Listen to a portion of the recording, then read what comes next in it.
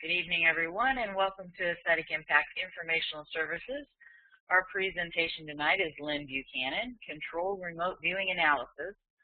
Lynn is owner, CEO of Problem Solutions Innovations. And for those of you who might be coming in and listening to the recording later on, we will give you a little bit of information about Lynn. Lyn Buchanan is the Executive Director of Problem Solutions Innovations, PSI, which began as a small data analysis company in the Washington, D.C. area in 1992 after Lynn's retirement from the military. As one of the controlled remote viewers for the U.S. military, he held positions as their database manager, property book manager, and as one of the trainers of the unit. After retirement, he continued working for the Defense Intelligence Agency while starting PSI. Lynn also held a position as military computer expert for the Nike Ajax Nike Hercules guided missile systems, holds a BA in psychology, BA in linguistics, and an MA in linguistic psychology, has taught foreign languages in East Texas, as well as a functioning military linguist specializing in German, Russian, and Spanish. He was stationed in Japan for 4 years, where he also gained a proficiency in Japanese and Mongolian, and became the only Mongolian linguist in all the branches of the U.S. military. After his assignment to Japan, he returned to the Defense Language Institute for another year to attend their higher-level Russian course and became one of only 12 Russian scientific research linguists in the U.S. Army. He continues his work teaching and training controlled remote viewing in the civilian sector in Alamogordo, New Mexico. And I would like to introduce Lynn as my mentor, friend, trainer, and all-around guy who straightened my life out as a natural psychic. It's a work in progress, but I understand myself a whole lot better now thanks to Lynn and controlled remote viewing. And with that, I'm going to go ahead and turn the presentation over to Lynn, and he will need to pull up his PowerPoint. And if you'll remember, Lynn, go down to the bottom and activate your camera. There should be a start video button way down. Way down at the bottom. Yes, the people would like to see you. It says press control to speak. That's nice. How about and Cisco? That's good. How about down above where my picture was, there's something that says start video.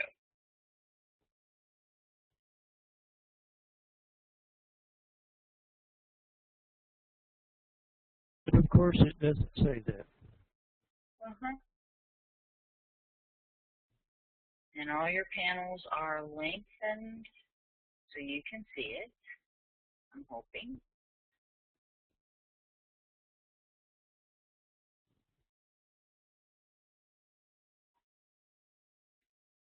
Well, for now, if I can just that's fine. do the slide presentation, sure. That would be okay. All right, I've got need the camera you going, but okay. With this new operating system, it's just hey, we're happy that you've got a sound system really, that works.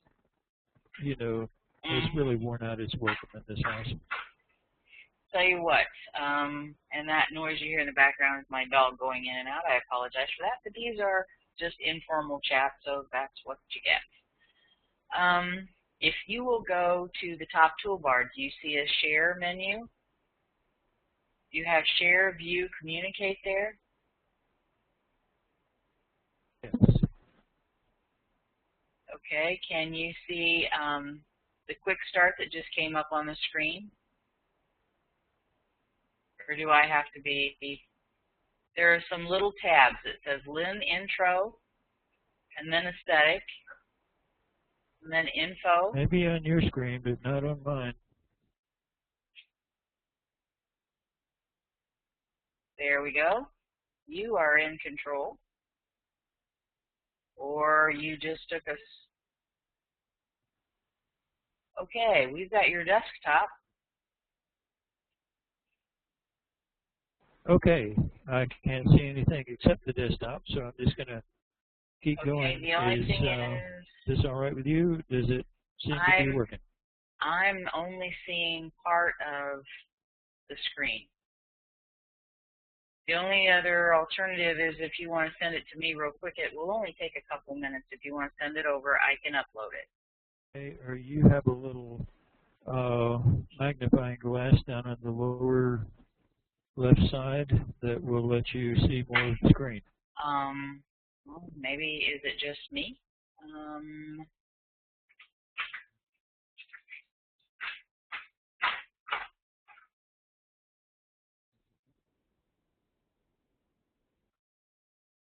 me get the chat back up. How about the rest of you folks? Is Lynn's presentation up where you can see it? I just have a little tiny square up on my, and no, I don't have anything that's letting me make it grow.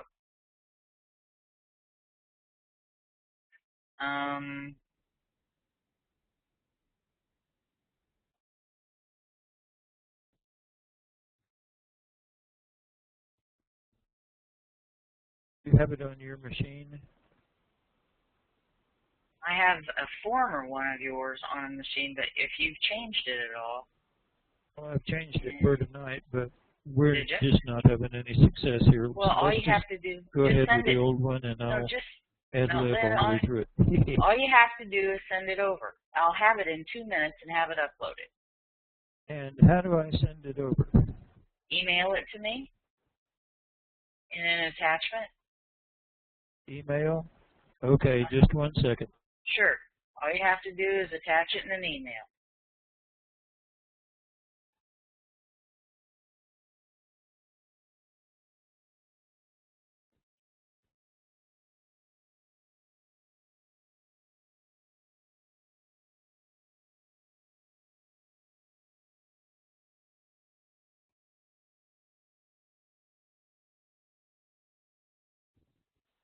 And just in case it helps any, I went ahead and took control back. We can pass it back to you again.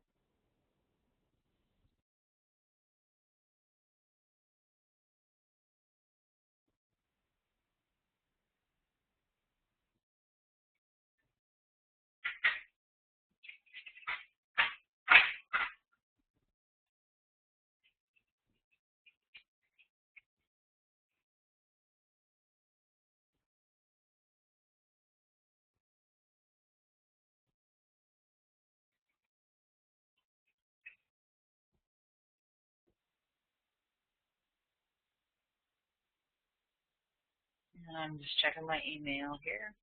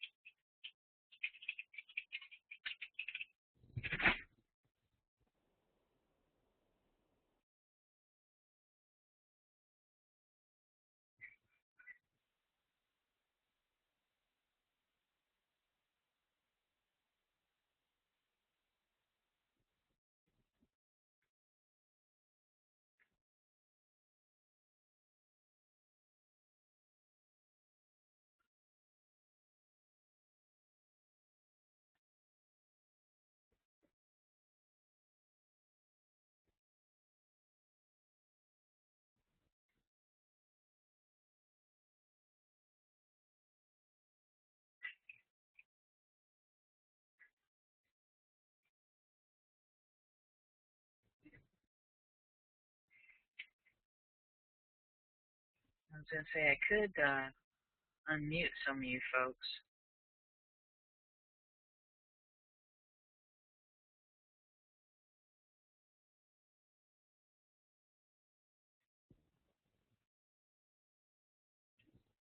Aha. I just got some mail.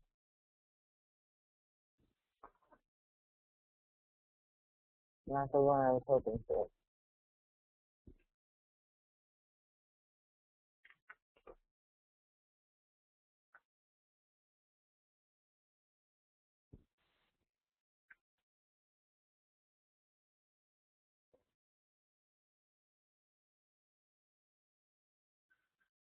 Anyway, I've taken the mute off. Some folks, if you want to go ahead and chat amongst yourselves, I could do a little Saturday Night Live here. But I'm not really feeling verklempt.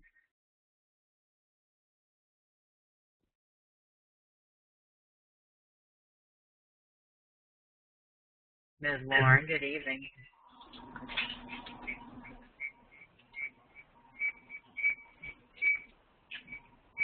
Somebody has birds. Okay, it's on its way. Yay! Somebody has birds. We could do an impromptu P4, P2 session.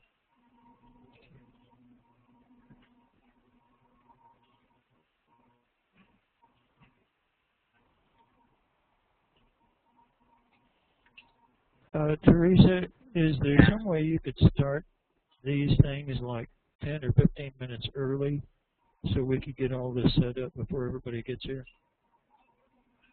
Yeah, we could do that.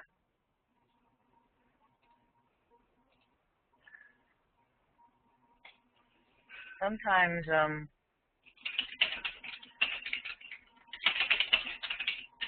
it's just, sometimes we go ahead and have me, you can upload it ahead of time, or folks will send their stuff over early too.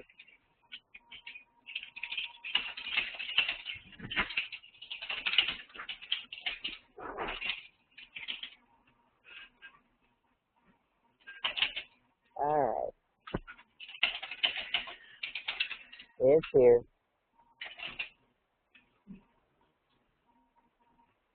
Okay, it's okay. I can remember one, your fancy programming stuff doesn't always compete for the rest of us sometimes.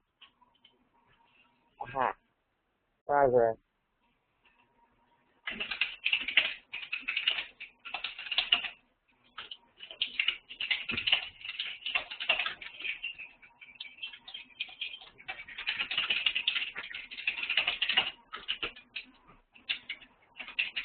All right.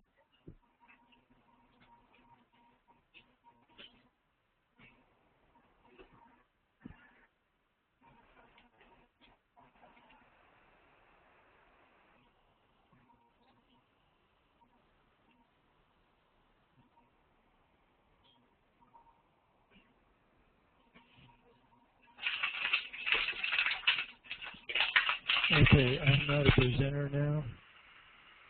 You will be in a second.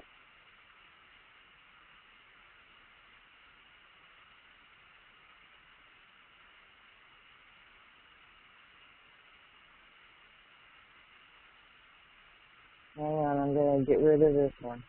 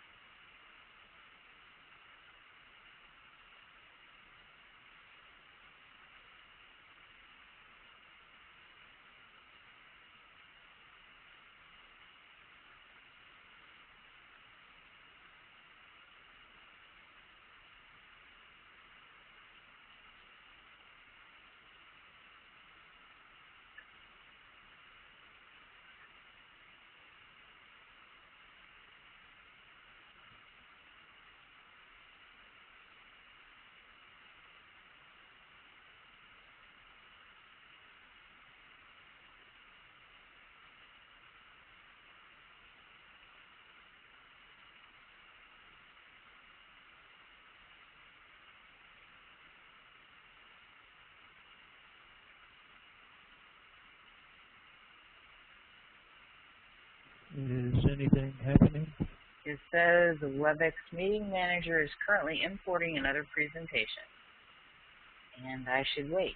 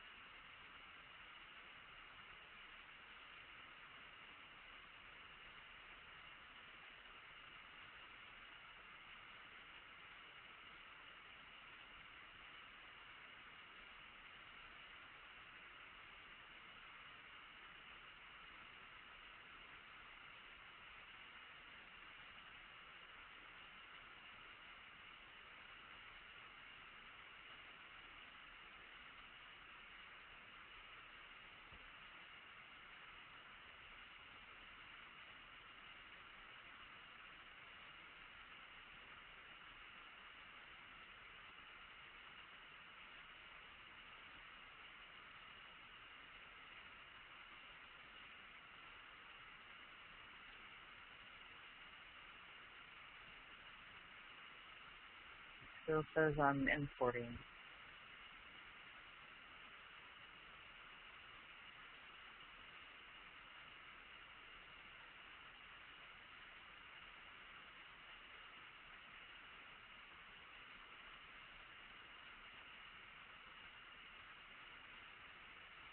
Can you see it on your machine? Sorry, say that again. Can you see it on your machine? Nope. No. Only because if you could pull it up, you could go ahead and start lecturing, and we could listen. And then you could go through the slides when we see them. If you can just open it up on your machine. No. If you'll make me presenter, maybe I can get it up on my machine. All right. I just meant to talk this period, but let me change you back over. You are now the presenter.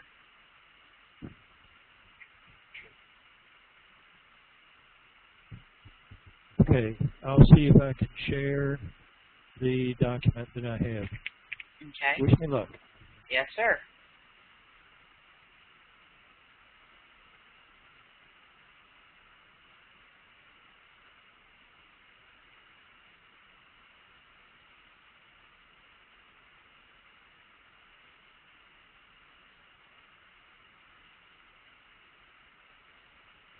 There we go. In that, and it works right. Yeah, and that's the one that, believe it or not, was up, and I took it down because I thought it was the old one. It's the new one, too. Okay. The opening thing. All right. So then to move it up along the top, you've got a little bar that gives you 1, 2, 3, way up at the top on the right, hopefully. Well, I'm hoping that the mouse will do this. Mm-hmm. It should. And it doesn't. I can, if you need me to just change slides for you. Okay. Basically, to introduce the whole idea of the job of the analyst when it comes to analysis of a CRB session. Basically, we receive information with our 7 senses.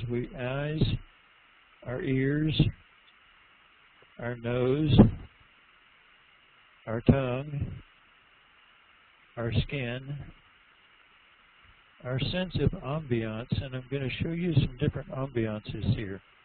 Let you feel the ambiance of each one differently.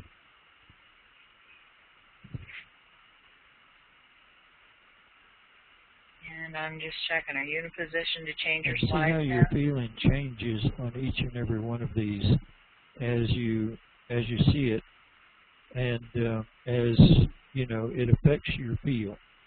And the thing is that every single target is out there affecting your feeling. We have the other 7th sense,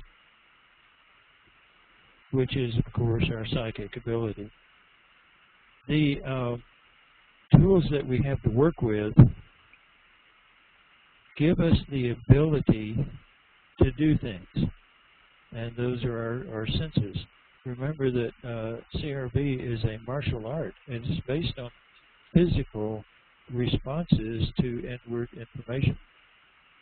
But while these things give us the ability to use the tools we have, they also limit our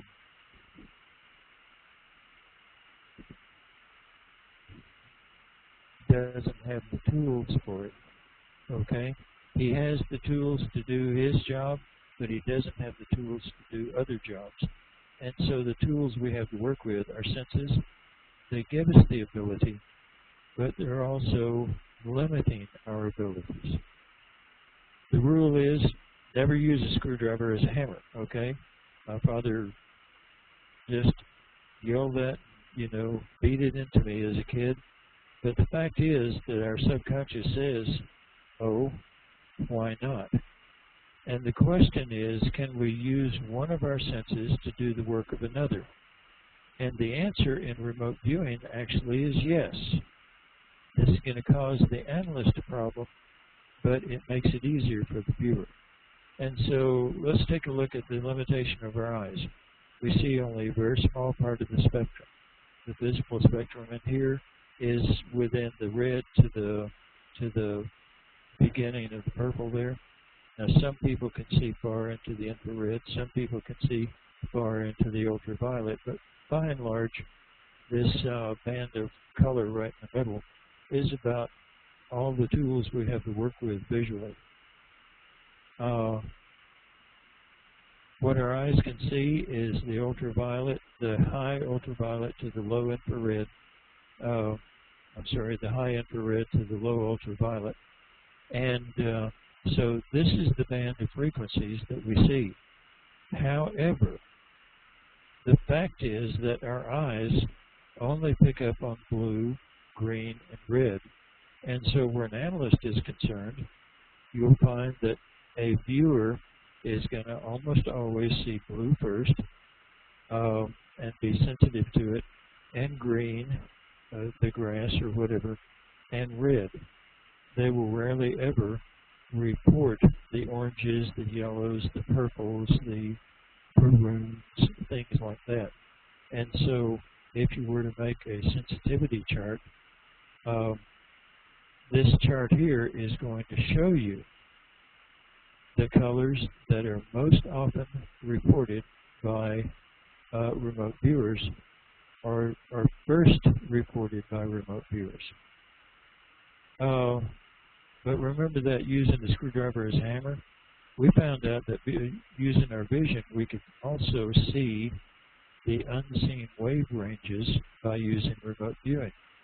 The wavelength, okay, of radio waves. Oh, how do you do that? Well, through a thing called synesthesia. And synesthesia happens when a sensory signal gets picked up by the wrong receptors in the brain, and then you see flavors, you smell numbers, you hear sizes, and so on. Well, this wasn't lost on CRVers. We found out that through proper training, sufficient practice, we could make it happen. And the trouble was that even though we could see the radio waves, we were reporting them as different colors of light. And so, here again, the analyst, has another headache to deal with. So we had to train the analyst to be able to deal with these things. Other problems, the subconscious mind doesn't talk or the same way, or think the same way the conscious mind does. For example, if you want to tell somebody that something is red, you just say, it's red. But the subconscious might give you a picture of an apple, then a red ball, then a red balloon, then a pool of blood, then whatever else. And so there you are, reporting an apple, a ball, a balloon, blood, and all this. And that's what you're reporting. See, this is why we have you set aside nouns in remote viewing, because your subconscious is showing these things and saying, see, it's like this. It might bring up some old memories, so the red bicycle you had when you were young, and so you report, oh, it's a bicycle. Well, the target is not a bicycle.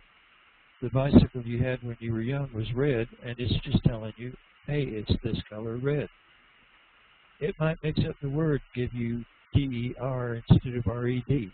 That happens a lot of times. It might start you humming, saying, you're singing Moscow Nights, and I have a gift that was given.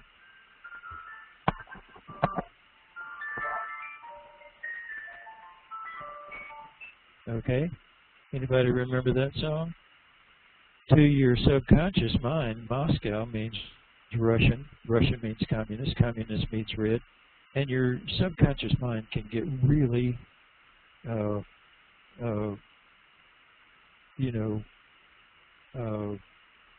complex about all this stuff when it wants to play around with you. Okay? It will provide you the information in its own way, not the way the conscious mind would rather have it.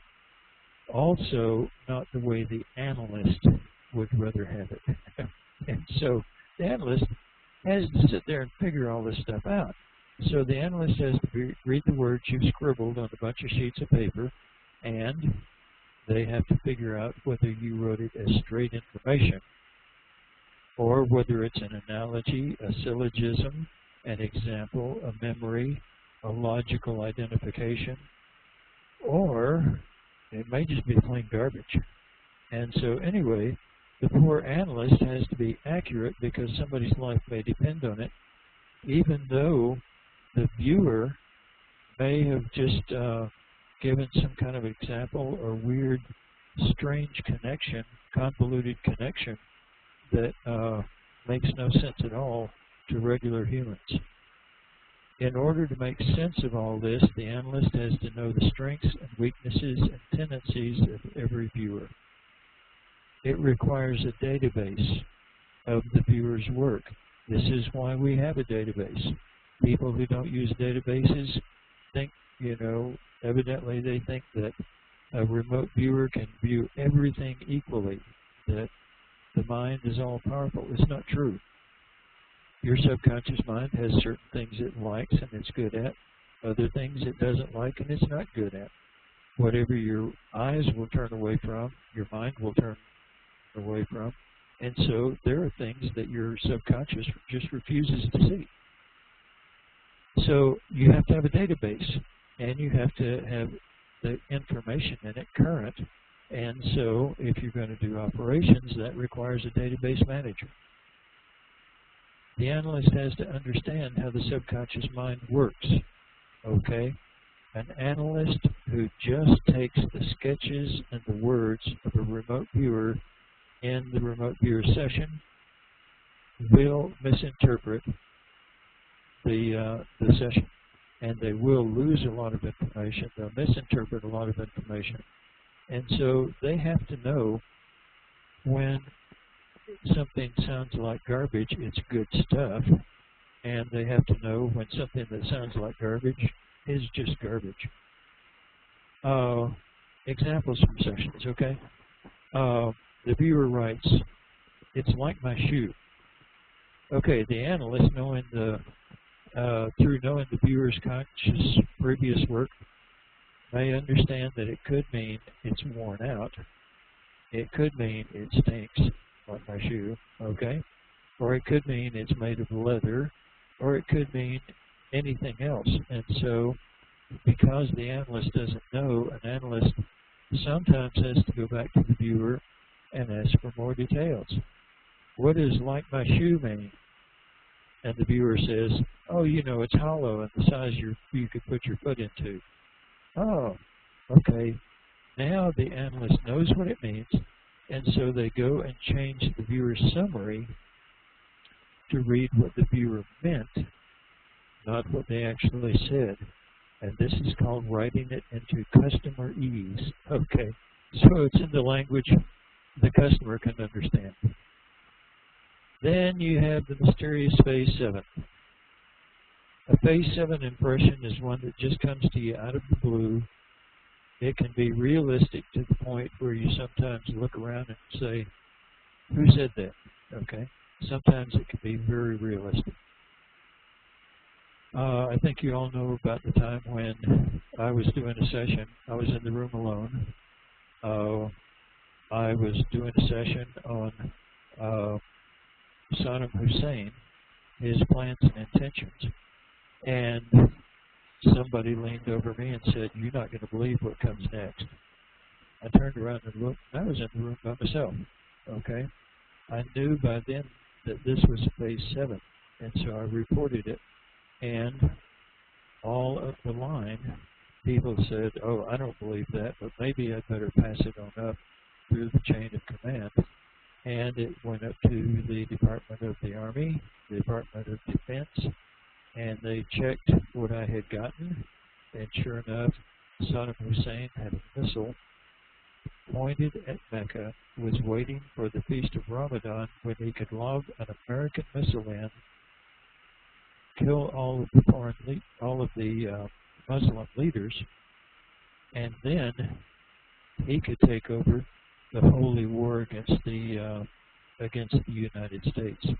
What most people don't know is that at that time, we could not have won a war against all the Muslim nations.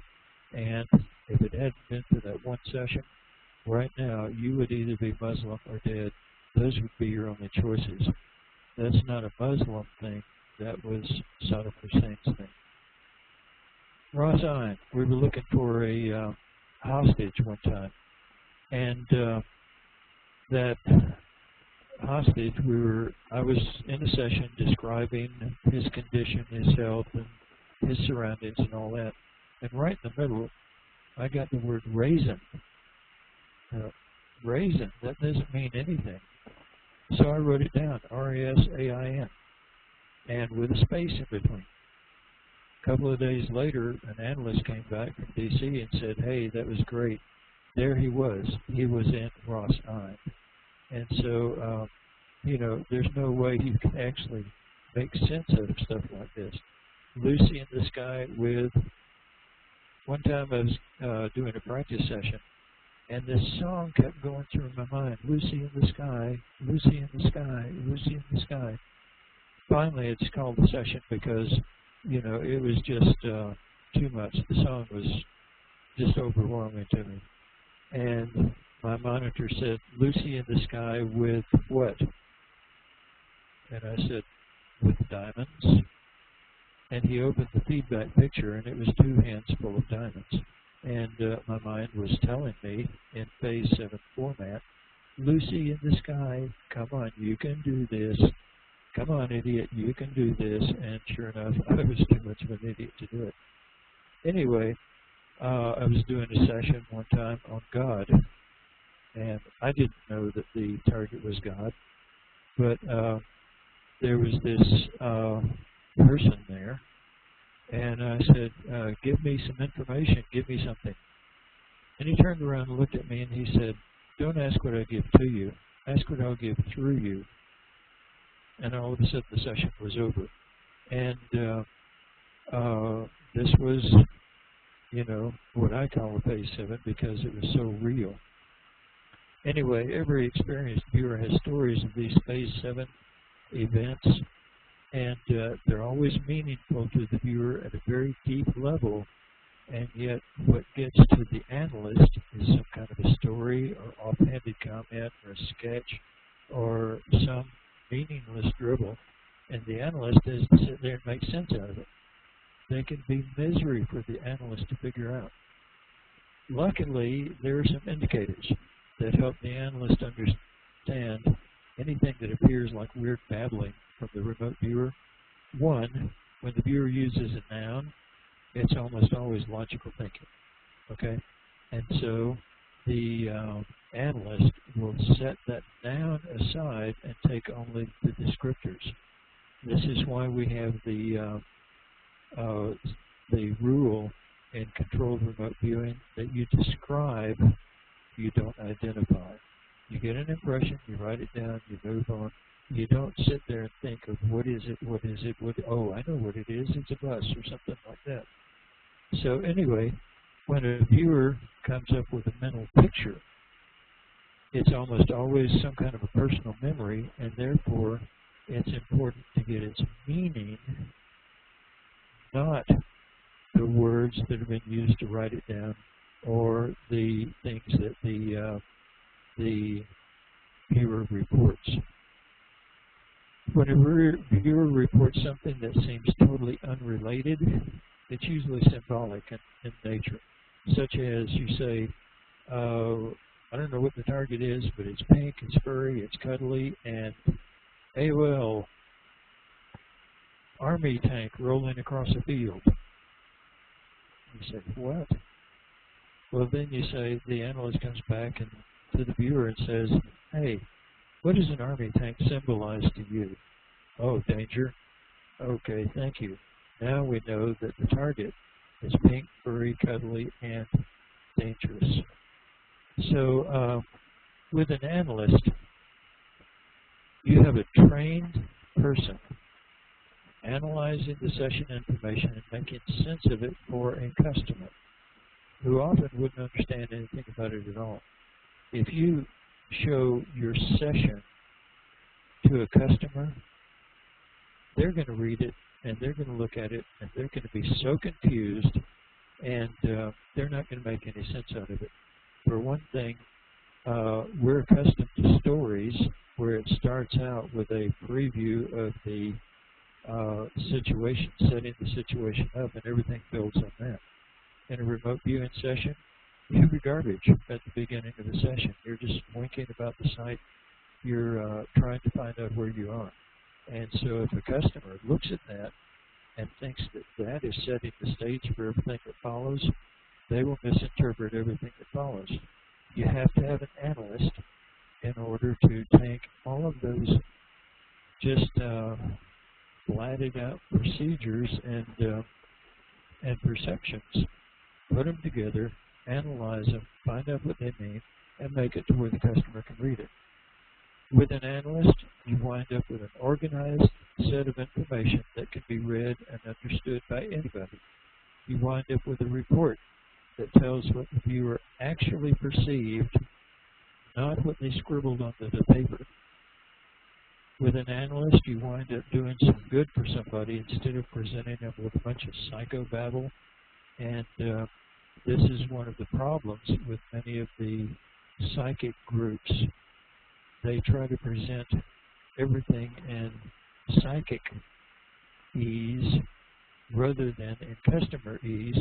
And so they talk about auras. And listen, for the police department, aura is a 4-letter word. You say spirit guide and your stuff goes in the trash, just like that. If you're going to work for the police, you put it in police ease. You put it in their language. You work for doctors, you put it in doctor's language, doctor ease. You work for archaeologists. You don't say, I see a blue aura emanating from the ground at this point. You say, dig here. Okay? And you have to put it in their language. With an analyst, you get respect for the viewer and for the viewer's work. You get asked to do some more, and you get asked back. Without an analyst, again, let's take the example of a local psychic group. Let's say that the newspaper writes a story of a missing child. At their next meeting, they bring up the story and show it to everybody. There's target pollution. They express their overriding concern about being able to find the child, and everybody's worried about the child and all that. And so you have emotional pollution put into it. They have everybody work the problem, no matter what their strengths and weaknesses, and everything that everybody says is taken into account, in spite of the fact that some people are good at colors, some people are good at reading a person's health, some people are good at describing locations, and bad at other things. And so, without an analyst, they wind up doing what's called consensus analysis and reporting, where you just throw everything everybody gives you into a big pot, you mix it up, and report that without any concern whatever for who's good at what, who can't do what, who can do what, and so on. Then, with most psychic groups, they either sit on the information until they learn the outcome, which means they haven't helped anybody except, giving themselves a good, fuzzy feeling. Or they go to the police and say, hey, we solved the crime. And the results often are usually, maybe usually, just get thrown into the trash as soon as they leave. Anyway, the importance of having a well-trained and experienced analyst and providing them with the necessary tools and training just can't be adequately expressed. Having a good analyst is often more important to the remote viewing process than having good viewers. Let me repeat that. Having a good analyst is often more important to the remote viewing process than having good viewers. A good analyst can make or break a whole remote viewing project.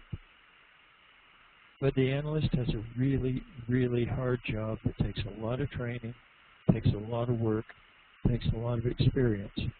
And in spite of tons of training, in the end, a good analyst is an artist, not a mechanic. Good analysis is more of an art form than it is a 1, 2, 3 step type thing. There aren't many analysts out there, and of the ones that exist, only a few are what you would call world-class quality. There are very few good ones.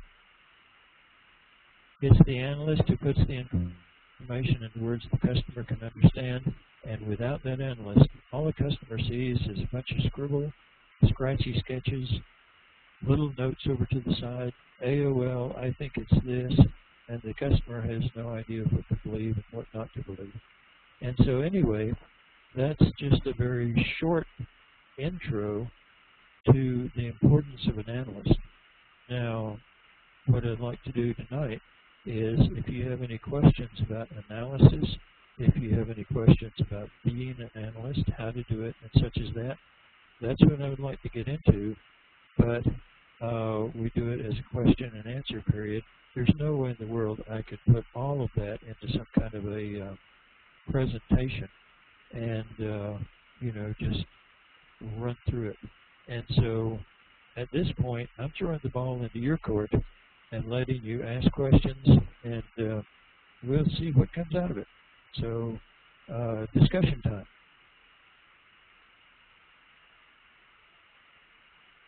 Okay, let me unmute a few mics here. And Lauren has birds. Let's see.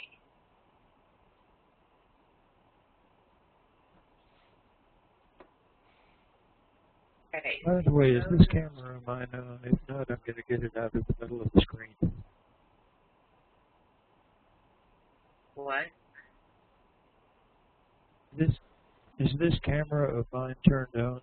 If not, I'm going to get it out of the middle of the screen, because I always, we can't see your face. Have a camera up high and somebody's looking down, back up and all that, so I have my camera positioned right about the middle of the screen here. I personally have not been able to see your face at all. I've had fine audio, but in that case, I'm just going to push the camera over to one side and ignore it. All right. Some of you, I did activate your mic, and you can feel free to talk. And we do have the chat window has at least one question so far. Let's see.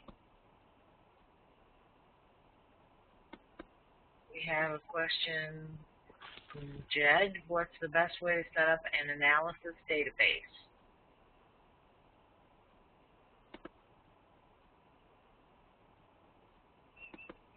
I've got to push this button, I'm sorry.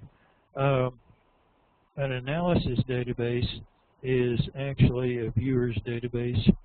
A viewer's database is like we have on the internet, where the viewer puts in the results of their sessions, and as the viewer does that, they get a grade, and the grade will tell them what the viewer is good at, what the viewer is not good at. That database will not only tell the viewer what they're good at and what they're bad at, but also where they need more training and how to request more training and specific things. It will also tell an analyst what the viewer is good at and bad at. And so let's say one viewer says the color is purple, and the analyst looks into the database and sees that this viewer is correct on colors 1% of the time.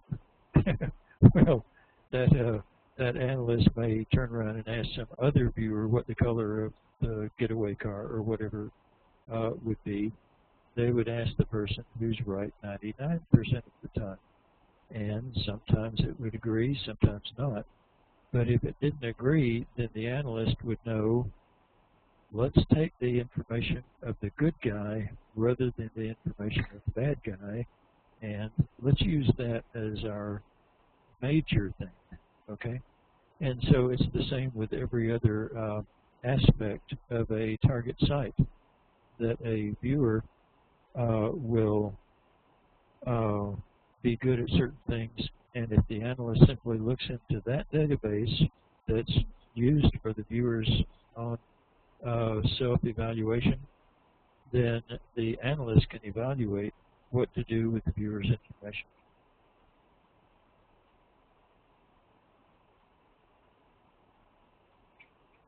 And how often do you think you use your database, Lynn?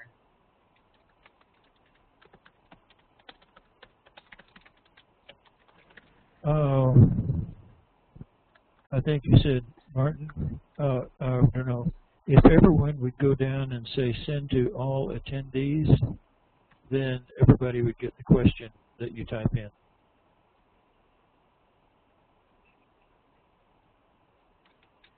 And so you virtually use that database every time you need to pull a team for a project. Is that correct? Absolutely, yeah. Let's say the police come to you and they want to know the health of the abducted child and the location of the abducted child and a description of the person who abducted the child.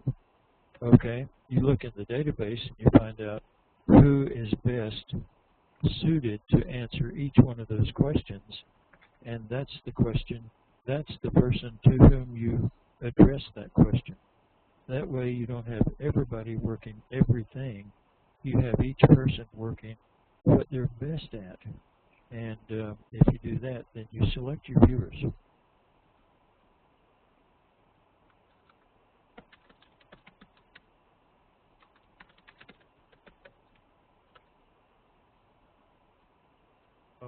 Okay, David says, when in session and I recognize the reception is perhaps personal memory, is it okay to recognize it for what it is and record what it means on the page? Absolutely. Essentially doing the analyst job, yeah. The easier you can make the analyst job, the better. And over on the right side of the remote viewing session, you have the AOLs, the stray cats, the emotional distractors, all of those notes. You can also write down like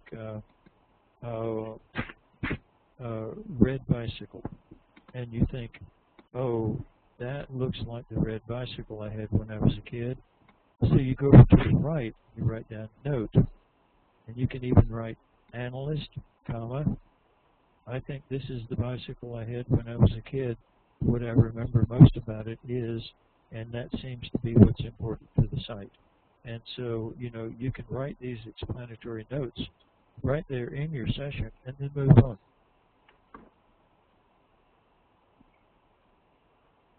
And Dominique says that she thanks you and says it was a very valuable presentation. To the viewer who hears a specific song, depending upon the nature of the target, they've been databasing that person's sessions. And I can give Dominique a mic, and she actually has a mic if she would like to speak.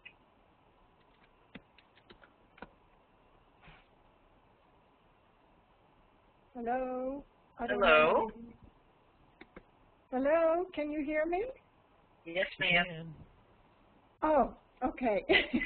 I wasn't too sure how to use it. Well, thank you, Lynn. That was a very valuable presentation, and I just wanted to add, you know, my little experience with one of my viewers who, depending upon the nature of the target, he will hear a specific song or songs that come into his brain.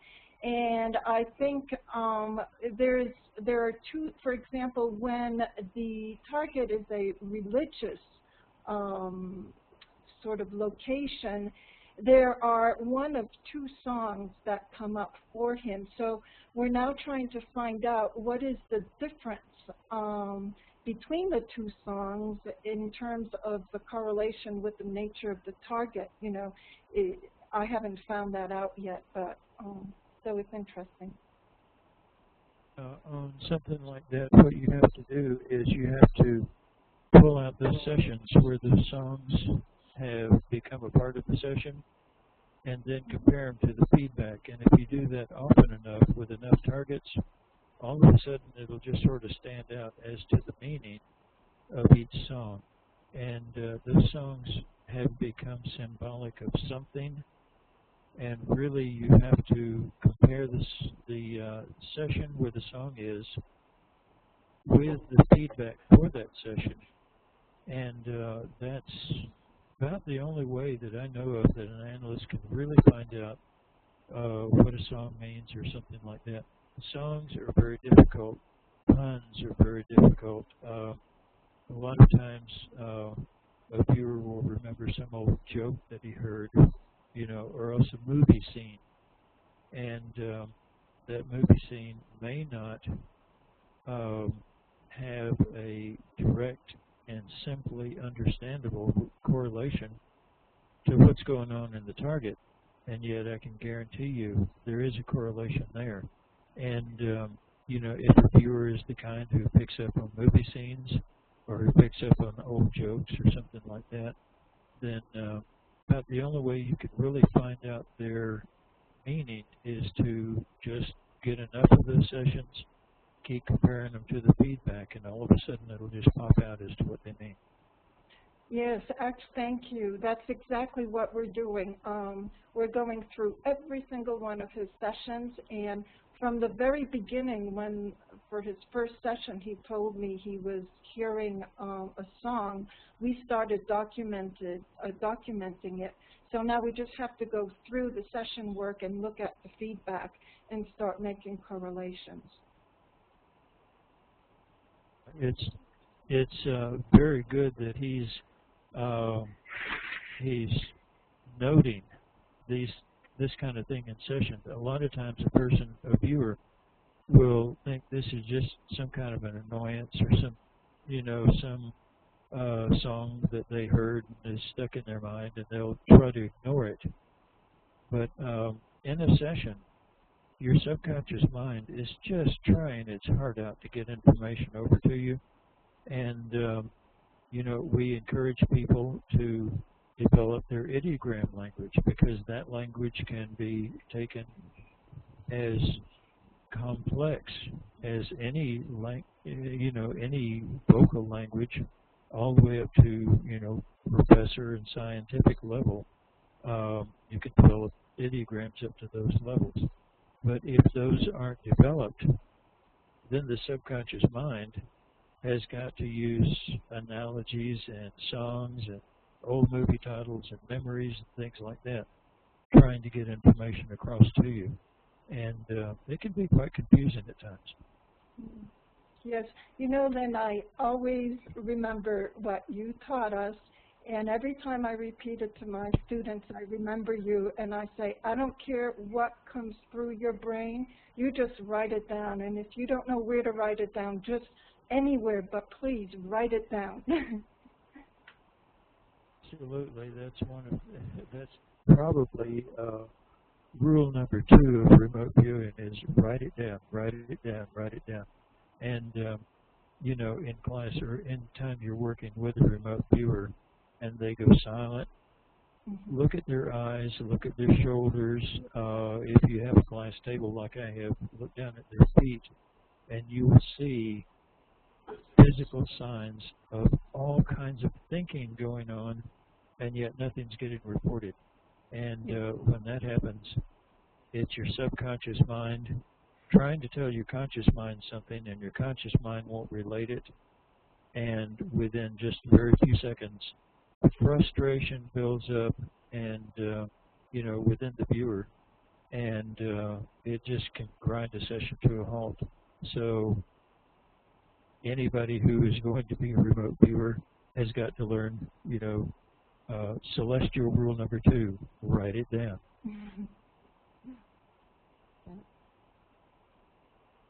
I have a group of, oh, sorry, I was just going to add a quick comment to what Lynn just said. I have a group of learners who just happen to be quite sensitive to ocean movement and seasickness, and I had a few targets with boats.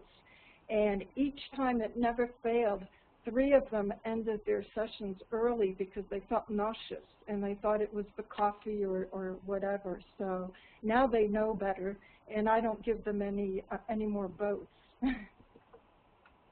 I had a student like that one time, and he would always just randomly rifle through all the targets, pull one out, face down, and it would always be a boat.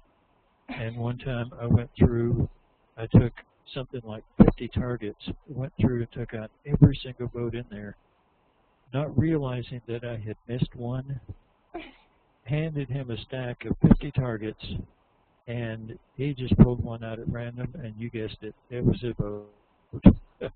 And he would get so seasick. And it was just like he was doing it to himself. A masochist. David asked, is idiogram practice a method of developing self-hypnosis to engage the subconscious?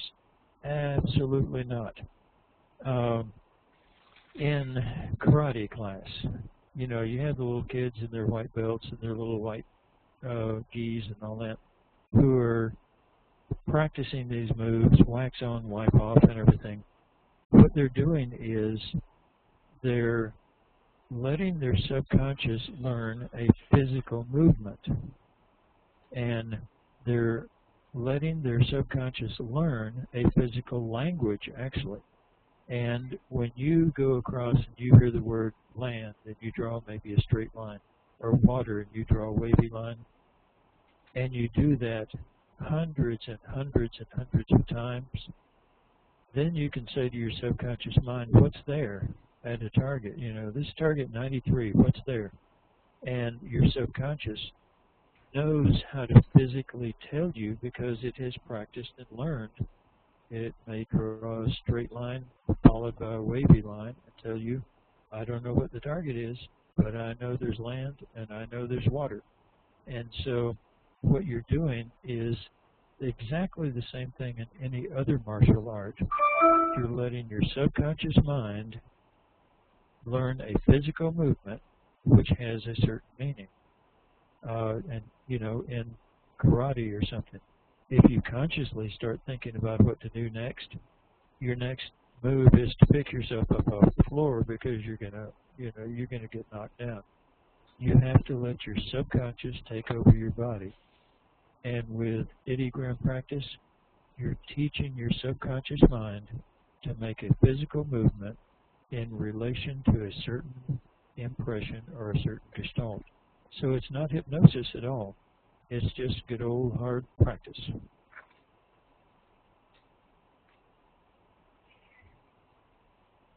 We have another question just popped up from Lauren. What would you say are the most important qualities for an analyst to possess? When you think of the best analysts you've known, what was it about them that made them stand out? I really believe it would be summed up, if you wanted a short summary, in people skills. The understanding of people, but also the, I guess you could even call it a wishy-washiness, that the person is not quick to jump to a conclusion and hang on to that conclusion in spite of all evidence to the otherwise. You know, there are some doctors you go to that will actually talk to you and find out what's wrong. They'll make some kind of an assessment and continue to ask questions to see if their assessment is correct. There are other doctors who, you know, have just gone to heart attack school, and all of a sudden every patient comes in with winds up with heart trouble because, you know, they have a new hammer and everybody looks like a nail. I mean, they've just made up their mind as to what is there, and no matter what you say from that point on, they have made up their mind. That kind of person will never, ever make a good analyst. And so a good analyst is one who stays open, who will say, maybe it's this, and continue to ask questions, rather than saying it is this and start ignoring everything else.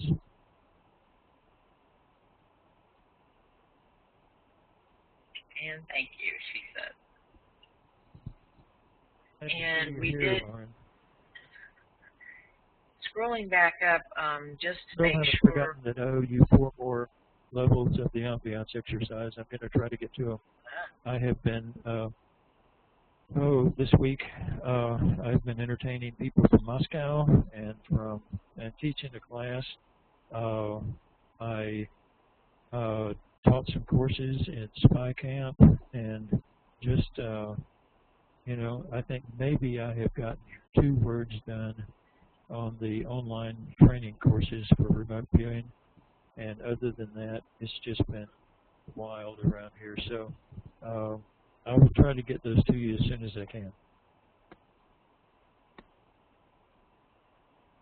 Just double checking that, did we cover David's question that says the explanatory notes can appear in the summary? I know you touched on in session, but how about summary specific? It's 2 lines below that. The explanatory notes may appear in the summary, and Ronaldo said yes, and I said yes, you can add your explanatory notes into the summary. Okay. In fact, it's a good thing to do. You mark them as explanatory notes, but you know, because they're not direct perceptions, but you mark them as explanatory notes, so the analyst will see them standing out as explanations, and will know what to do with them.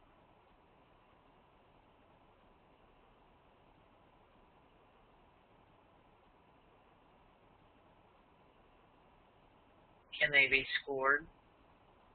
Yeah, believe it or not, your notes can be scored. The thing is, if you're doing an outline summary, you may have to go back later and do an outline of your note to the analyst so that you break it down into 1 perception per line, and then you can score it just like anything else. Yeah, no problem.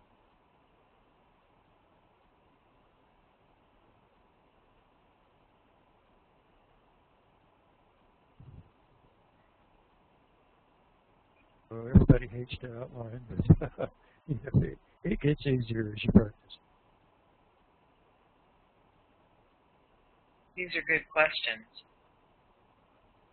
Very good questions, yeah. You're fading just a little bit, Lynn. I think I'm talking before I get the control button completely mashed and get a connection here, but the volume is okay or not? Yeah, it's a little soft at times, but it's been coming through all right. Okay, good. I think if anybody were to listen to the recording, all they would do is turn their volume up. So. And here's a new question. Is it possible to establish parameters before a session for the subconscious? Please identify items that are integrated in Google Earth systems, as an example. The answer is yes. You can establish parameters before a session. It's called front loading, and front loading should never be about the target. It should be about where to put your work and how to do the work. So please identify items that are integrated in Google Earth.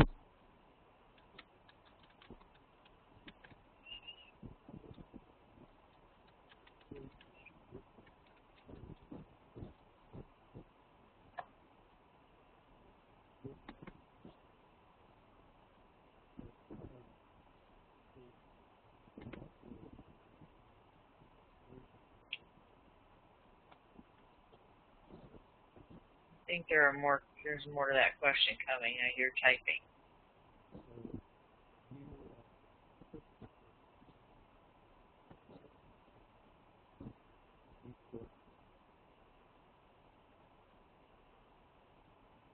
I have some muted background noise. I don't know if somebody is trying to speak.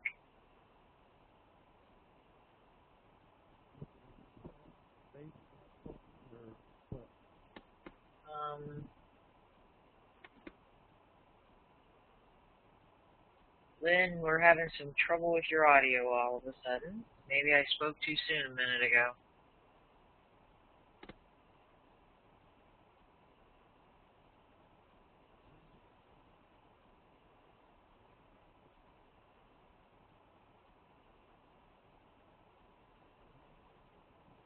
Lynn, are you still there?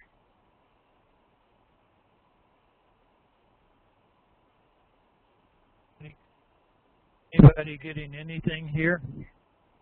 Now you're back. We lost you for a couple minutes there. Okay, I don't know what happened. The thing just quit on me. Anyway, what I was trying to say was that the front loading that you give to the subconscious mind. Please identify items that are integrated in Earth systems, Google Earth.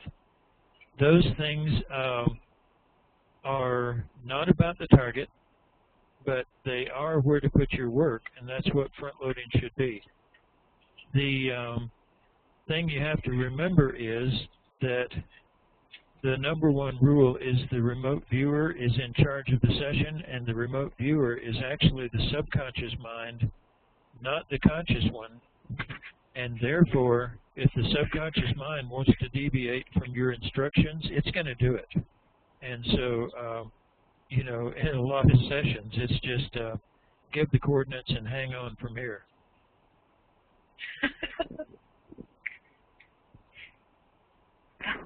That's well put. Just fasten your seatbelt.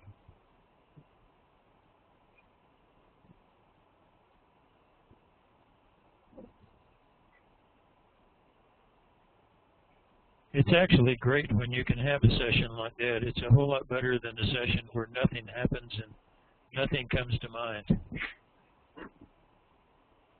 Or you, like, bounce off the earth because you set it aside. You know, that's not so good. I think we've all been to those sessions. Been there, done that one too. Mm-hmm.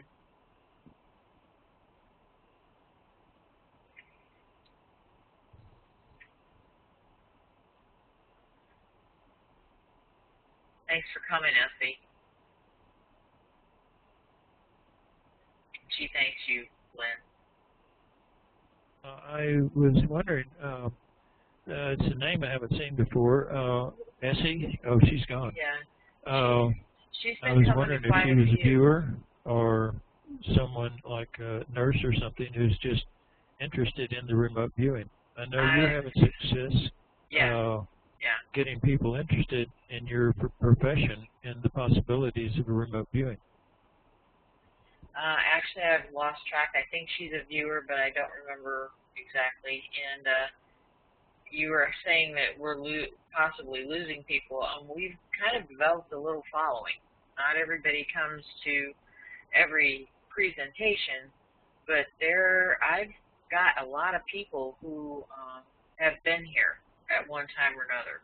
So 2 pages worth of database of people to invite. So not how many number-wise. Good. Oh, by the way, you were saying earlier that you would like to find out how many people are downloading the audio recordings of these. Yeah. Your ISP has a page that they usually don't give to their users, but that you can ask them for, that will tell you how many times that file has been downloaded. It generally won't tell you who downloaded it, but it will give you an idea of whether people are downloading it or not. That would be neat to know.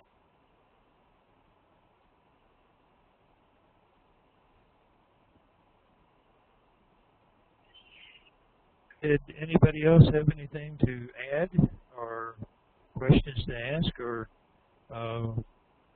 fights to start or anything like that? Oh, please.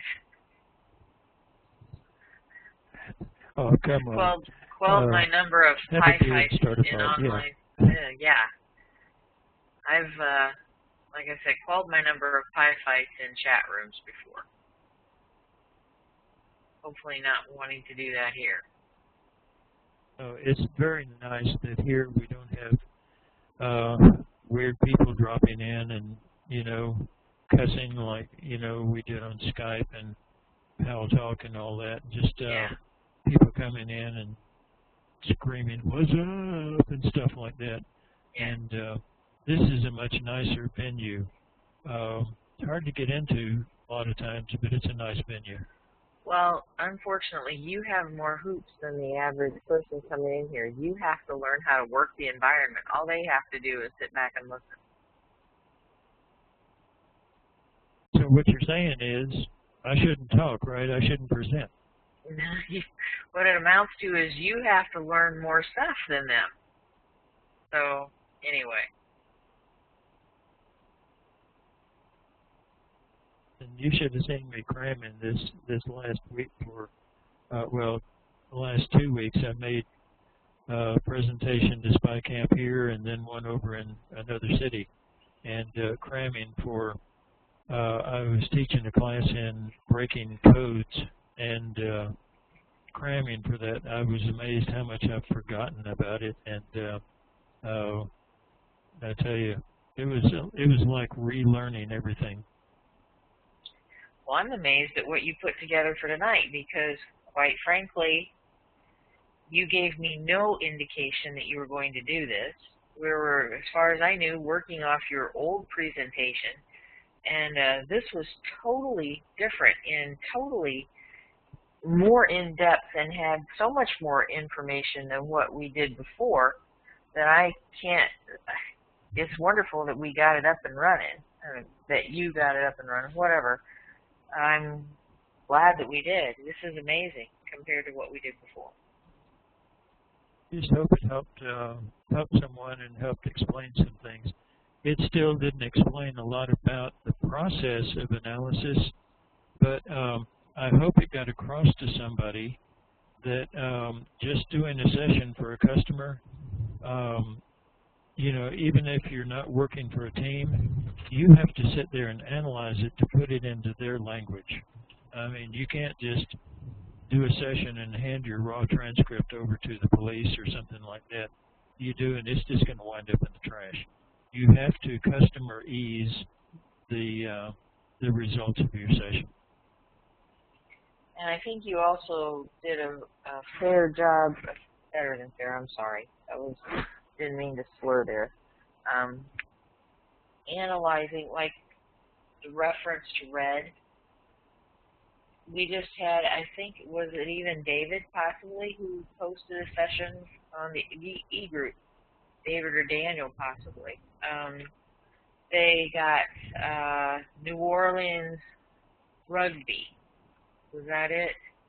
And it was, no, French rugby, I think. And it was, the target was something about New Orleans and football. I mean, that's the same thing as communist and Russian and red. I mean, and people throw that in the trash. They don't think they hit the target. They don't think they got any good information. It's like when Dan did the session and he said that he had a lousy session, horrible thing, didn't want to present, and he had, oh darn it, what is a guitar? Fretted. He wrote fretted. And I took one look at that feedback photo, and it had like solar panels that looked like a grid, which looks like a guitar fret. And I'm like, give me that session. Just let me look at that. You've got all kinds of great stuff. So anyway, and it's just sad. People throw their stuff away. They've gotten really great sessions that they should be giving their subconscious great feedback for, and it's not understood.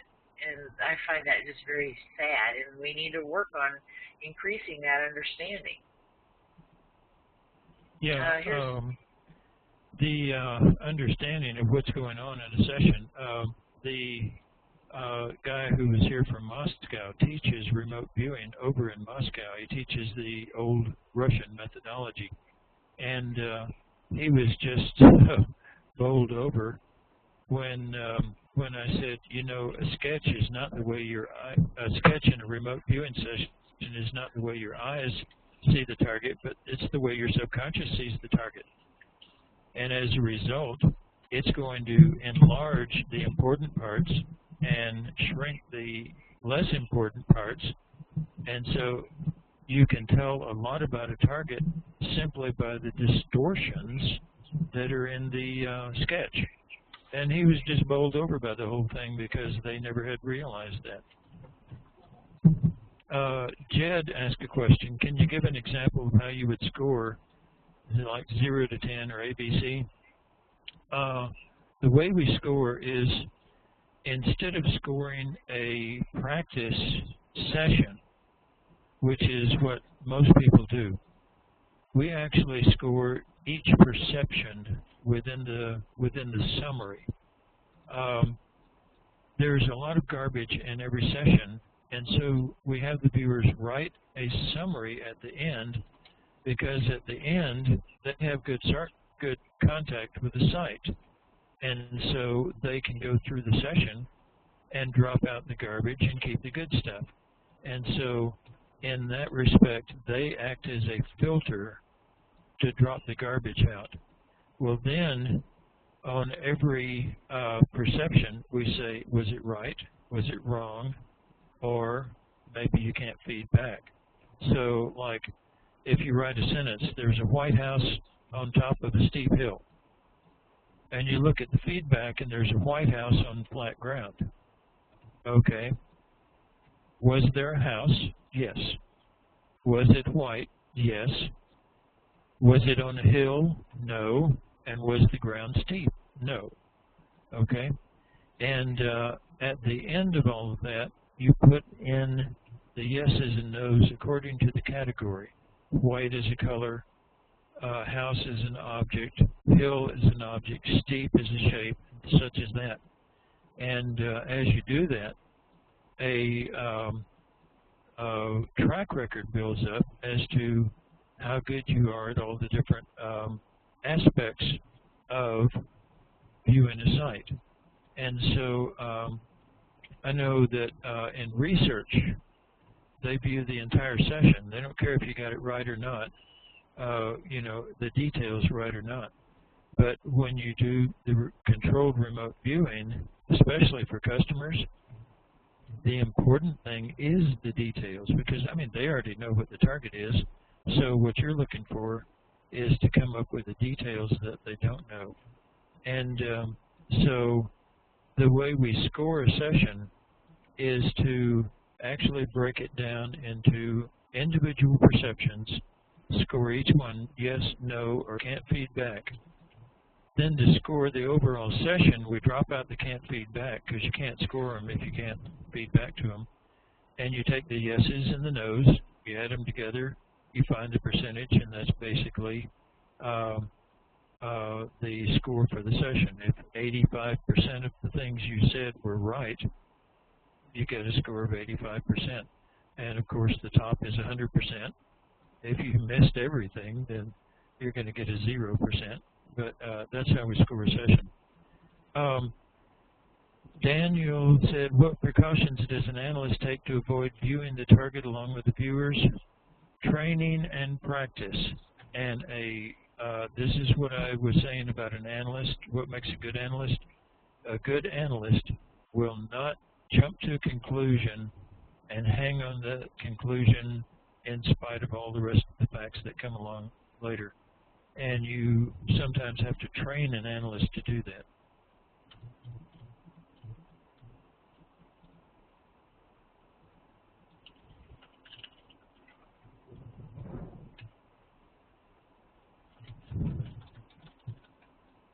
Let me make a correction. You always have to train an analyst to do that.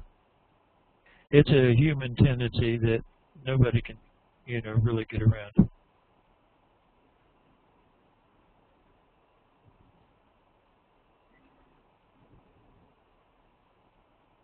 Somebody was typing madly a minute ago. I'm waiting for his question to pop up.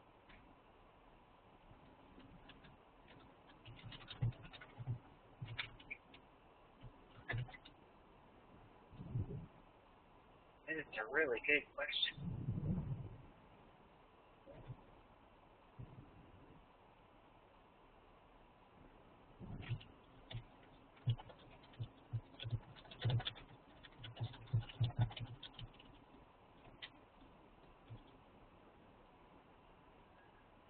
Is an analyst training beneficial to a viewer? I think all training is beneficial to a viewer in that you, like analyst training, it teaches a viewer what an analyst needs. But as far as making them a better viewer, probably not. The thing is, it might teach you more firmly to throw aside your nouns and to describe rather than identify, and to make a lot of notes for the analyst, because now you know an analyst needs that.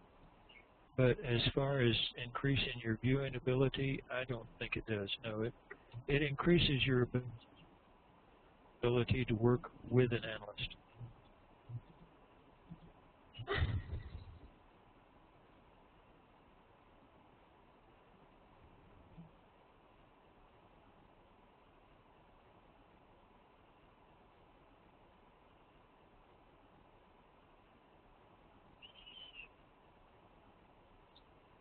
Have to ask about the unit. Analyzing results there, was it a learning process? I assume just the way you were learning viewing, you were also learning analysis. Was it pretty tough back in the day? What made it toughest of all was the fact that every new director that came in would have a new set of commands for us and would have their own way of looking at remote viewing. We always got analysts that were just ignorant of remote viewing. And directors who were ignorant of remote viewing. And so they would have their preconceived ideas, and they would read the session starting on page 1, and all of a sudden they would make up their mind as to how we would analyze. And so the analysis is not really a hard process. You just have to understand things and understand people.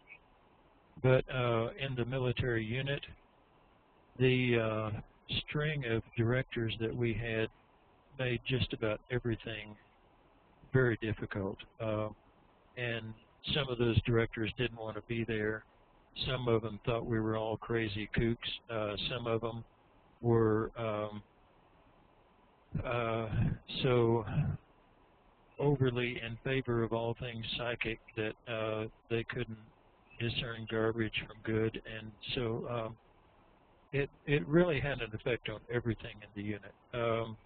And it had an effect on the analysts as well. It was a hard time, actually. Yeah, I bet.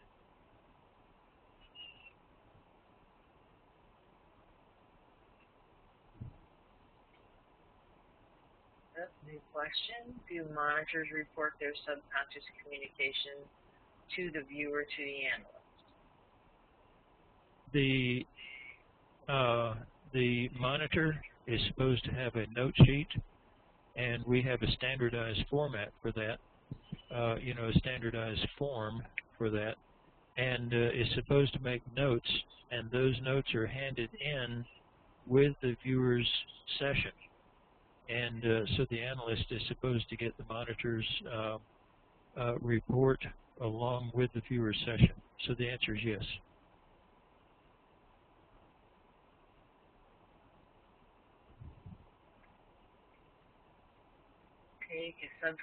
Would taking a subconscious bias test be beneficial, or reading several books on the subject be helpful? I know what a bias test is, but I'm not sure I've ever heard of a subconscious bias test. Yeah, I think that any test that you give to better understand the personnel you have is going to help you interpret. Would this be beneficial to the analyst? If the analyst took the test, I think it would be beneficial to the manager if the analyst took the test. Would it be beneficial to the analyst if the viewers took the test and the monitors? Yeah, absolutely. Reading several books on the subject,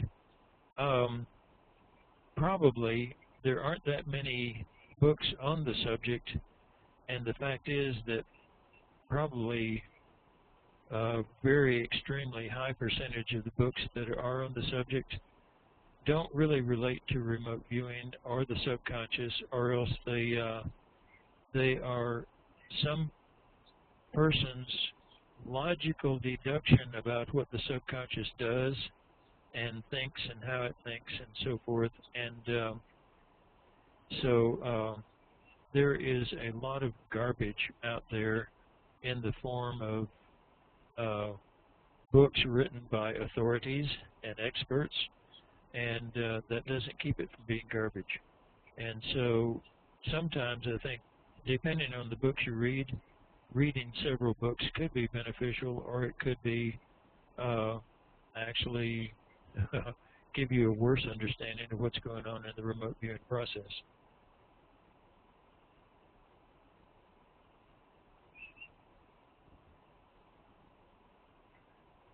Oh, big question. Applying an analyst's eye to our own session months and years after the fact, what is the way to approach that analysis? What things can we glean from our old sessions? What sort of things can we look for in our old sessions to make us better viewers? Fantastic question, and really important question, by the way. Applying an analyst eye to our own sessions months and years after the fact. What is the way to approach that analysis? One of the best ways to do that is to take out multiple sessions where something happened. The cover sheet that we give you for your sessions has one line on it that says the actual target was. Now, when you think back in an old session, let's say you're doing a session today and something happens, you're not going to think back on the date when that happened before, or the the time of day, or who the monitor was, or anything. You're going to think back and say, oh, that happened on the session I did on the Taj Mahal, or something like that. And so, if you keep a record of all of your sessions, and you get a filing cabinet drawer and put your sessions in it, and then you flip through it, and you look at that one line, and it says Taj Mahal. Now then, you take the two sessions out, compare them side by side, and see what's common to them both. And when you do that, that's how you're going to glean stuff from your old sessions. What sort of things can you look for in the old sessions to make you better viewers? Basically, the things that happened. I started the other day turning all of the sessions that I ever did into PDF files so I can put them onto a big DVD, and going over the old sessions, and was amazed that some of the first sessions I ever did were just, dream sessions. Back when I was green and innocent, and doing fantastic work. And as I learned more about the remote viewing and the protocols and all that, I went into a slump. And going over these old sessions, what I learned was that too much attention to the protocols can take away from your attention to the target. And so things like that are things that you can glean from old sessions. And once you learn something, it makes you a better viewer. Has the viewer ever disagreed with the analyst evaluation of the data? Absolutely. I know one time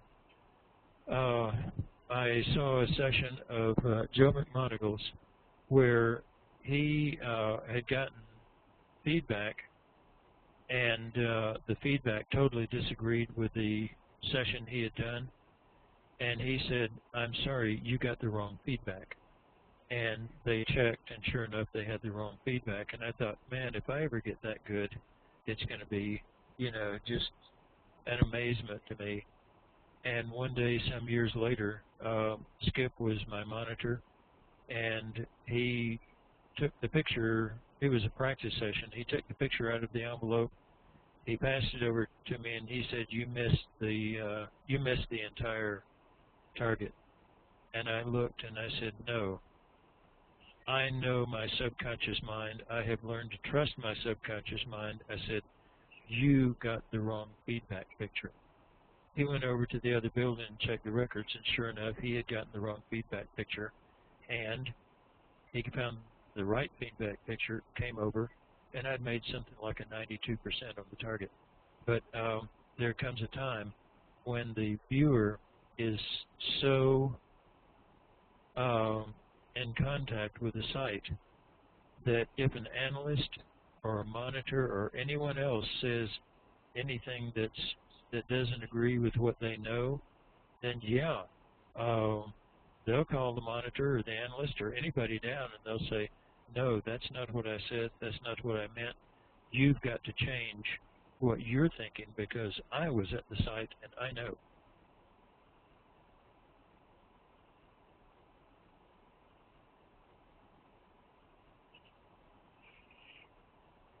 You have to appreciate that, you know, just a moment of silence.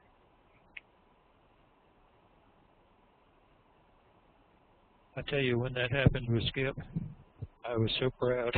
I bet. You know, I was busting my buttons on my chest, sticking my chest out so far, but you know, you couldn't what did brag, he say? so I just went home grinning the whole 70-mile drive home. I was just sitting there grinning and thinking, I did what Joe did. I did what Joe did. Good for you. You know, that brings up the story about Joe when the skeptics were using his session with the bridge and analyzing. And, you know, I can't, it probably has a really famous name, that session, but essentially there was a plaque there that described the bridge in front of him, and I think that, if I recall, didn't they want him to actually, the bridge was supposedly the target, but they also nailed him for saying there was some kind of a plaque, like, or artistic display or something, and it was the, like, information thing that they put at the bridge with the schematics and all the detailed information about the bridge or something. But, you know, they, as the customer, they were looking for a word. They didn't hear the word, and they didn't get the bridge, and so his whole session was thrown in the garbage because they didn't know how to analyze. And you know, that's just, we have to work to get away from that. And the thing is that the analyst in that one didn't do their job, or else they would have made it clear to the customer. And many times, if the analyst knows what the customer wants and the viewer is pointing to something else, the analyst should say, "Hey, the viewer thinks this other thing is more important. Maybe you need to take a look at it." And it may keep the customer from just throwing good stuff into the trash. Yeah, well, they were out to get him in that case, and to disprove remote viewing. And I call it, you know, they had a loophole, and they took advantage of it. Either that or they're purely ignorant. But well, that's happened a lot of times with Joe. At one point, Joe cannot get waterfalls. I mean, we have proven this over and over, and he tells everybody.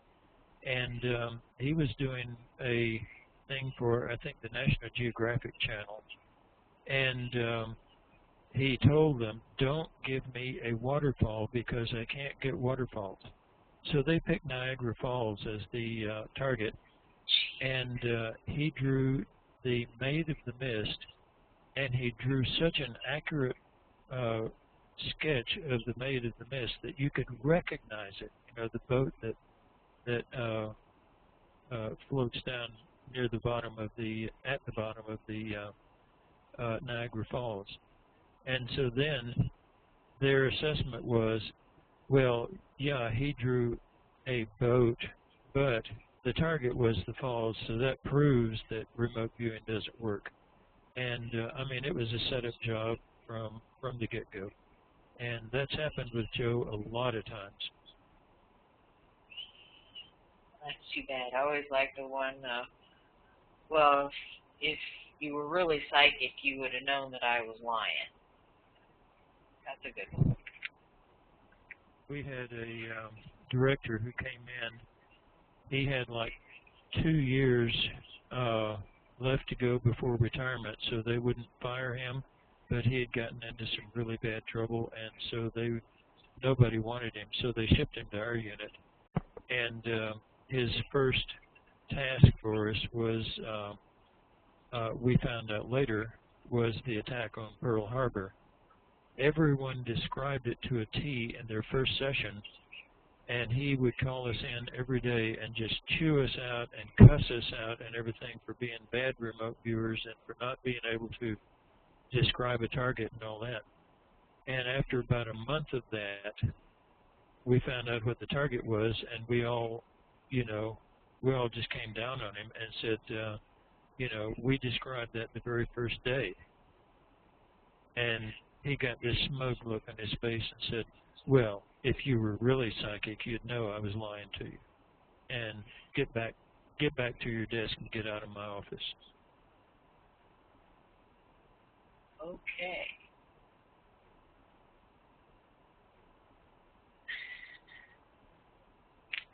There are today several of the remote viewers for the military unit who just sort of live in fear of the day that anybody's ever going to find out that they were remote viewers for the military.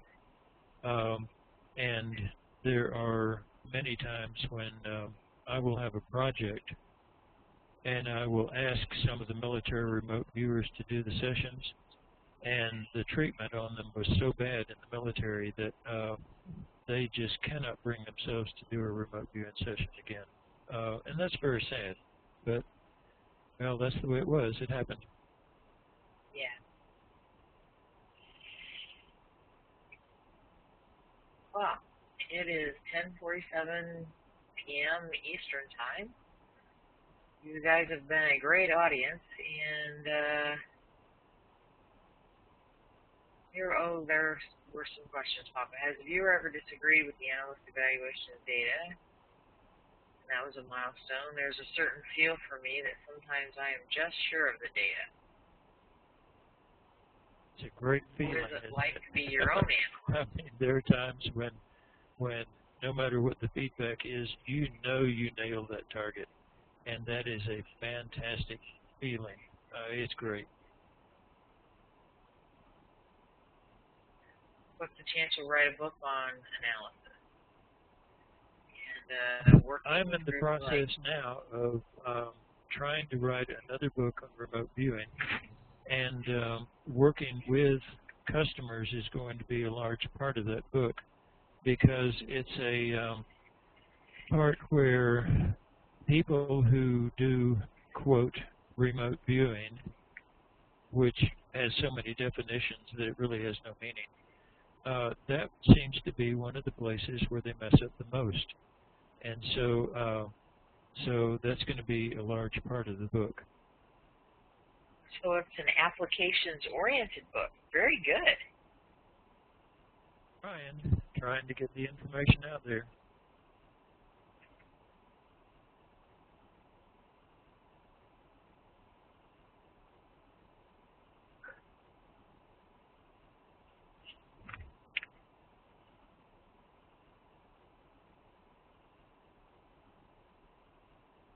Any more questions? As we're Well, trying people to have wrap. asked me to write a book, you know, on remote viewing, how to do it, a how-to book on controlled remote viewing. But I have resisted because, you know, there are times when there are certain times in the remote viewing process when it can be dangerous to the viewer mentally and emotionally and all. And I don't want to just put a book out that could get people in trouble like that. Plus, controlled remote viewing is a martial art. What if you were to go out and read a book on karate and then went out and got in a fight? You can guess what would happen. And it's the same if you read a book on controlled remote viewing and then go out and try to do it. Training from someone with experience, in my opinion, is an absolute necessity, or else it's just not going to work for you.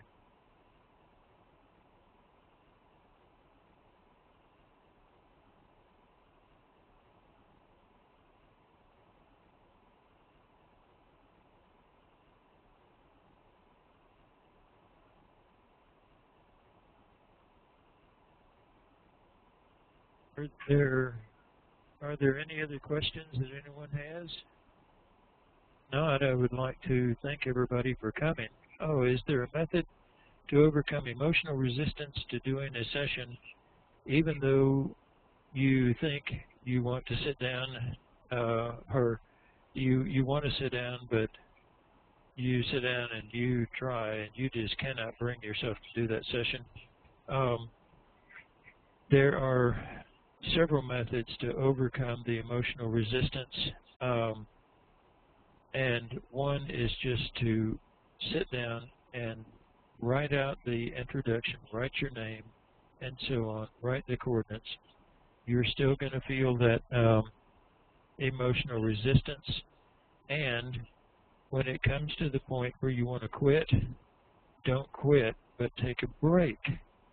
And once you take a break, then you're in session, and yet you're dealing with the avoidance of the session. And so you have it both ways, actually.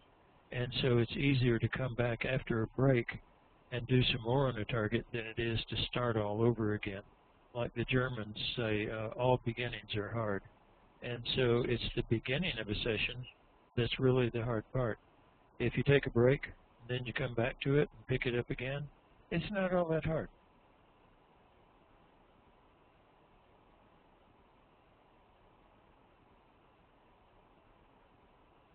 Yeah, do some set-asides. Many times when you do set-asides, you know the process for doing a set-aside is to come to terms with what you're setting aside. That's why you talk to yourself about it like you would to a small child before you say, so for now, I'm not worrying about it, I'm setting aside, and then you set it aside. And so many times when you come to terms with it by talking it out, you'll find that the resistance to the session has nothing whatever to do with the session. It may be something totally unrelated that you just haven't settled in your mind yet, and so, you know, this other thing is just eating away at your mind, and you get it settled simply by sitting down and going through the proper set-aside process.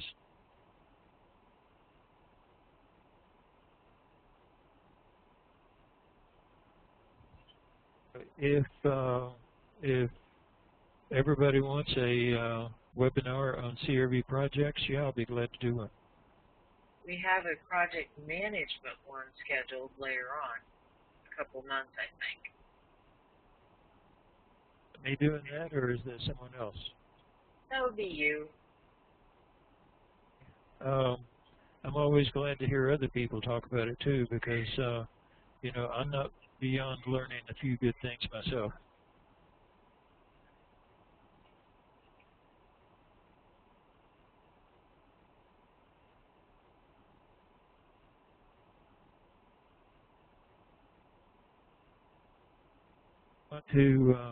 I want to thank Teresa especially for having these webinars. It's very expensive for her, and she could use some financial help along the way. And she's not asking for it, but I'm letting you all know that, you know, she could use a little help, and she could use people talking it up to simply let other people know that it's worth coming to, and that there's some good information here. Teresa has some good speakers lined up, and they have some very valuable information that you might pay hundreds of dollars for to go to some seminar, and here you get it for free. So let people know about it and support what Teresa is doing. Ronaldo says, my organization will be definitely making a donation in the near future. Good, she could use it. The service that Teresa is providing is extremely invaluable. It really is. And one way to help is just by being here and by letting other people know that it's available. So anyway, mucho thanks to Teresa and for all the work she's doing. Thanks, Lynn. You're right. I don't usually ask, but just to further clarify, you know, when I started this out, I had thought I'm taking out ads in magazines with people who are willing to think out of the box. Just regular, everyday people, and trying to relate. And I have 3 ads coming up soon. I don't really want to mention them until they hit the newsstands, but on my website, Aesthetic Impact, there is a marketing donations and a contribution button set up through PayPal. And people contributed what they could over the last few months, because my goal when I started was to see if I could charge even $10 for these things and eventually save up the money and just roll it over into ads and keep it going, because they don't come cheap. And some are very expensive. Actually, I placed one in the spring and have a little network of some advertising media groups, and as it was, they contacted me and said, we have extra leftover space in our publication coming up. This is the deadline, and the ad for a half page would usually be $3,900, but we'll give it to you for $800. And I tallied up what people had sent, $25 at a time, you know, wherever they could send, and it came up to $760. And so I think that ad was meant to be. So anyway, I want to thank everybody who has donated, and times are tough for everybody. So we're getting the word out there, and that's what counts.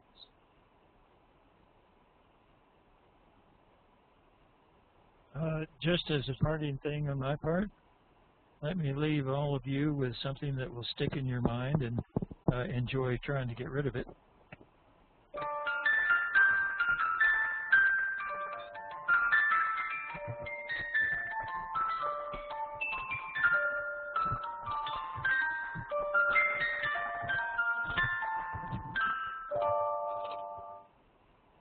Enjoy, and thank you very much for coming. And you know, if you have any questions that you want to ask me personally, just drop me a line. I think the email is still on the screen, and there's a lot of information on the website too. And thanks to Teresa. You're welcome. Thank you, everybody, for coming, and good night. Thank you, Lynn. I'm sorry, I should have always. Thank you.